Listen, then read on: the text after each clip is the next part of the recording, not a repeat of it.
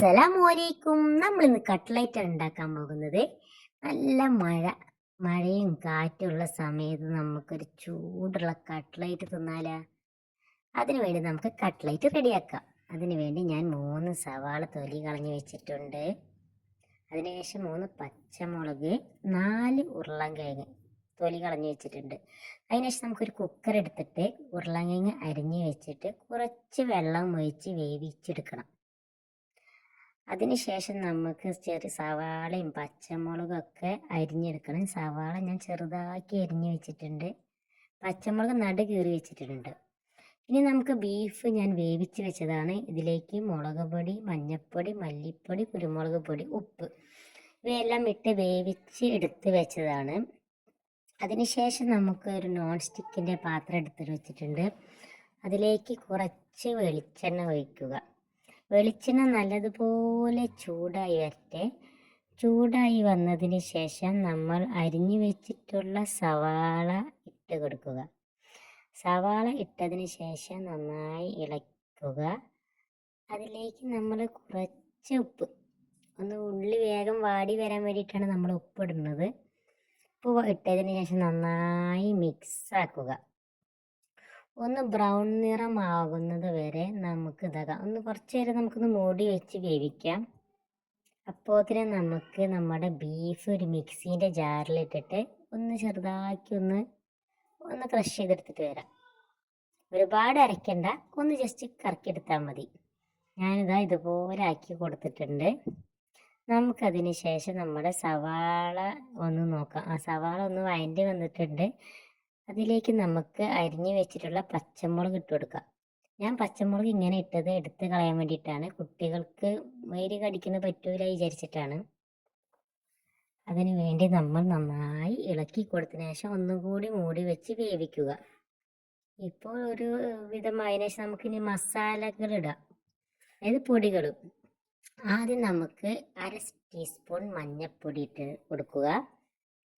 അതിനുശേഷം അതിലേക്ക് മുളക് പൊടി കുറച്ചിട്ടാൽ മതി കേട്ടോ. പിന്നെ മല്ലിപ്പൊടി കുറച്ച് വേണം.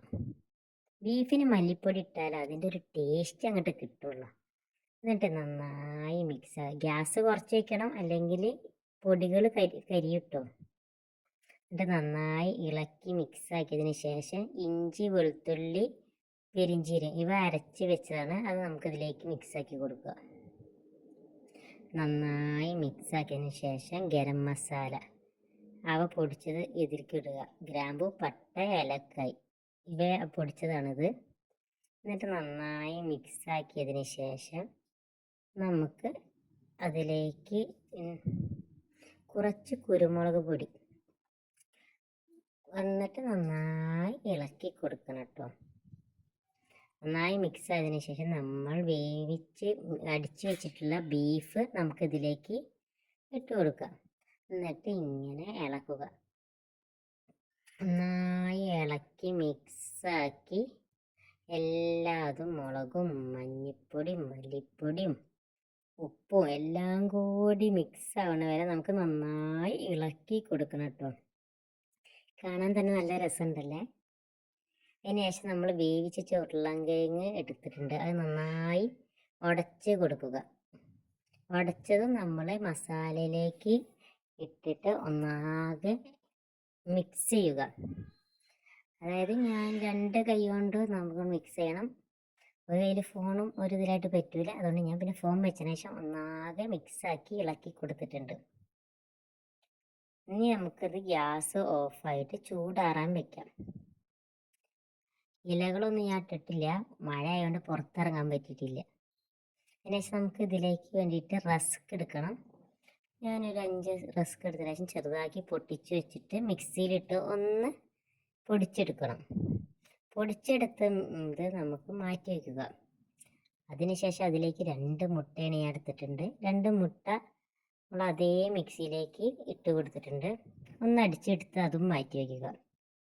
അതിനുശേഷം നമ്മൾ ഉണ്ടാക്കി വെച്ച കൂട്ട് ചൂടാറിയിട്ടുണ്ട്. ഞാനിത് ഈ ഹാർട്ട് ഷേപ്പിലുള്ള ഇതിലാണ് ഉണ്ടാക്കുന്നത്. ഈ ഷേപ്പിൽ 2 ഷേപ്പിലാണ് ഞാൻ ഉണ്ടാക്കാൻ പോകുന്നത്. അതിനുശേഷം ഞാൻ ആ ഹാർട്ട് ഷേപ്പിലേക്ക് ആക്കി ഓരോ ഇതാക്കിയിട്ട് ഇതുപോലെ നമ്മൾ ഒന്ന് ഹാർട്ട് ഷേപ്പിലും ഒന്ന് ഫ്ലവറിൻ്റെ ഷേപ്പിലും ഉണ്ടാക്കി വെച്ചിട്ടുണ്ട് കേട്ടോ. ഇനി നമുക്ക് ഇവയെല്ലാം ഈ പച്ചമുളക് ഞാൻ എടുത്ത് മാറ്റിയിട്ടുണ്ട്. അപ്പോൾ പിന്നെ കുട്ടികൾ കടിക്കണതിനുള്ള പ്രശ്നമില്ല. അതിനുശേഷം ഓരോന്നായിട്ട് ആദ്യം മുട്ടയിലേക്ക് നമുക്ക് ഇട്ട് കൊടുത്ത് മിക്സ് ചെയ്തതിന് ശേഷം നമ്മുടെ ബ്രെഡ് ക്രംസിലേക്ക് ഇട്ട് നന്നായി കോട്ട് ചെയ്യുക. എന്നിട്ട് നമുക്കത് മാറ്റി വയ്ക്കുക. അതുപോലെ എല്ലാം നമുക്കതുപോലെ ചെയ്യണം കേട്ടോ.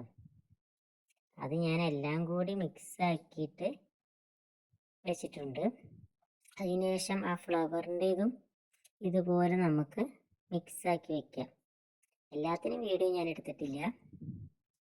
അപ്പം നമുക്ക് അത് മുട്ടയിലിട്ട് മിക്സാക്കി ബ്രെഡ് ക്രംസിലേക്ക് ഇട്ട് കൊടുത്തിട്ടുണ്ട്. അതിന് ശേഷം ഇവയെല്ലാം നമുക്ക് പൊരിക്കാനായിട്ട് എടുത്ത് വയ്ക്കാം.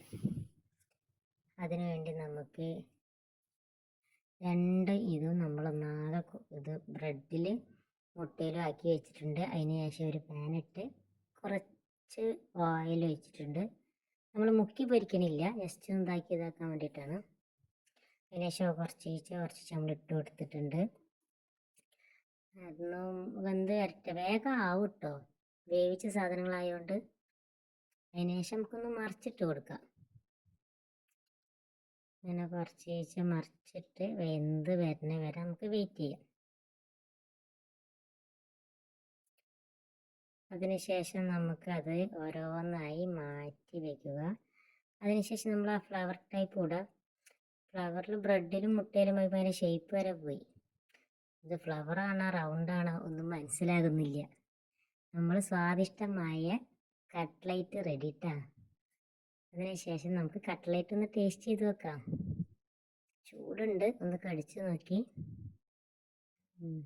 ടേസ്റ്റൊക്കെ വായിലെല്ലാം മിക്സും എരിവും പുളിയും എല്ലാം റെഡി. Super, must try. എല്ലാവരും ട്രൈ ചെയ്യണേ. ലൈക്കും സബ്സ്ക്രൈബും ചെയ്യണേ.